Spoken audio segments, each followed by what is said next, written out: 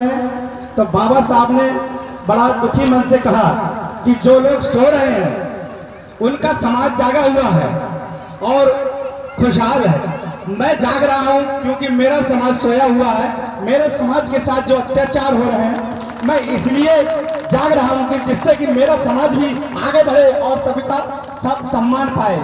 तो इसलिए मैं कहना चाहूंगा कि हमारी आने वाली जो पीढ़ी है उसको भी कभी नहीं भूलना चाहिए कि बाबा साहब ने जो किया है वो हम पर उनका कर्ज है। हम अपना खून देकर भी बाबा साहब का ये कर्ज नहीं निभा पाएंगे। इसलिए मैं अपनी बारी को विराम देता हूँ और एक बाबा साहब के नारे के साथ ही अपनी बारी को बुलाऊंगा। बाबा साहब, बाबा साहब, बाबा साहब, जय भीम, नमो बुद्धाय।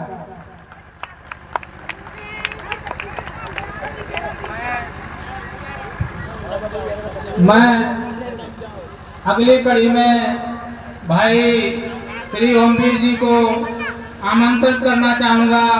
वो मंच पर आए।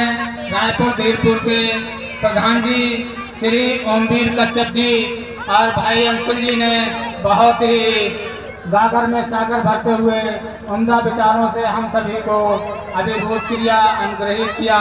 मैं इसी कड़ी में भाई ओमवीर कश्यप से निवेदन करूंगा कि वो हम सभी को बाबा साहब की जयंती के अवसर पर अपने शब्दों से अनुग्रहित करें।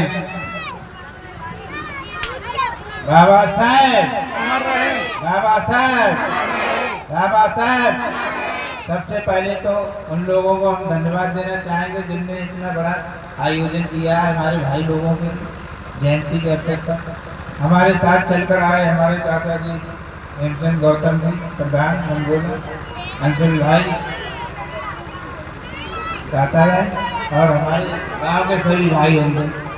आज जिस मुकाम पर हम लोग पहुँचे हैं ये हमारे महान समाज सुधारक बाबा साहब की देन है।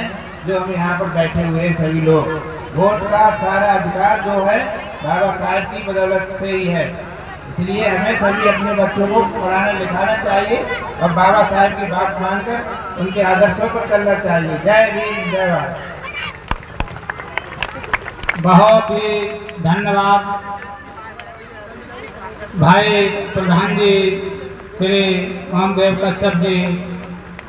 मैं इसी कड़ी में अपने दिलों की धड़कन बड़े भाई श्री हेमचंद गौतम जी हमारे आज के इस भव्य आयोजन के महान और मुख्य अतिथि श्री हेमचंद गौतम जी से आग्रह करूंगा कि वो अपनी विचार व्यक्त करें बाबा साहब की जन्म जयंती के शुभ अवसर पर। धन्यवाद संचालक महोदय रामवीर जी।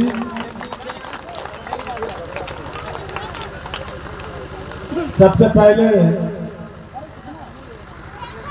संविधान निर्माता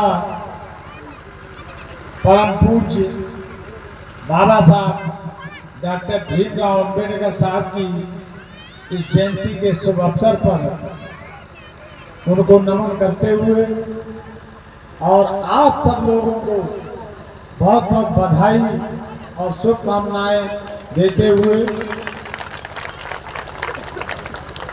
आज अंगदपुर में आकर ऐसा लगा कि अंगदपुर के वासियों की जो पिछली गलतियां हैं वो सारी माफ हो गई। इन महिलाओं को आगे बैठे हुए ऐसा लगता है कि हमारा समाज अब बहुत ही सुधरने की स्थिति में है। आप सबको बधाई और सबसे ज्यादा सामने माताएं और बहनें और बेटियां बैठी हैं, इनको डबल बधाई।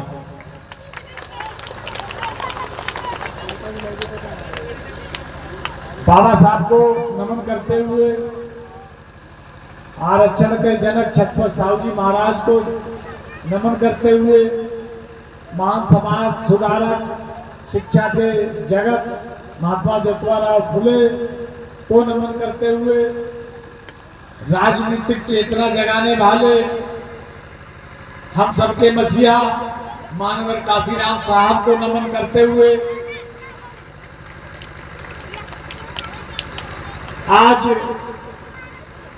आप लोगों ने इस शुभ अवसर पर मुझे यहाँ आमंत्रित किया। आप सबको जय भीम नमो बुद्धाय करते हुए दोस्तों, आज हम लोगों को बहुत ही हर्ष का दिन है। आगे बात कहूँ उससे पहले मैं एक बात कह दूं कि आज जिस तरह से आप लोगों ने बाबा साहब की जयंती का आयोजन किया है, इसी उम्मीद के साथ आप लोगों से उम्मीद करते हैं कि आप लोग आज से ही बड़ा को त्याग कर देंगे।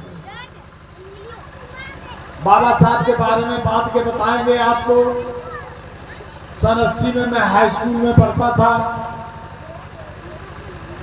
हाई स्कूल किया था, उसके बाद 11वें में एडमिशन कनवोला इंटर कॉलेज में लिया था। मेरे पिताजी भैंस का व्यापार करते थे।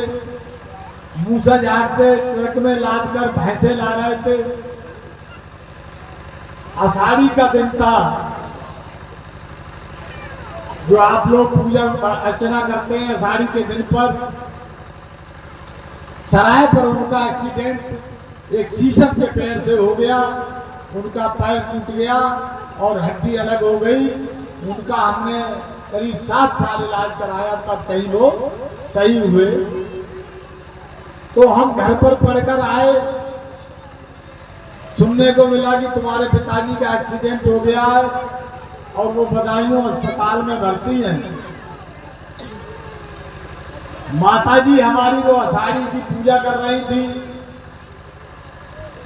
हमने अपनी माताजी से कहा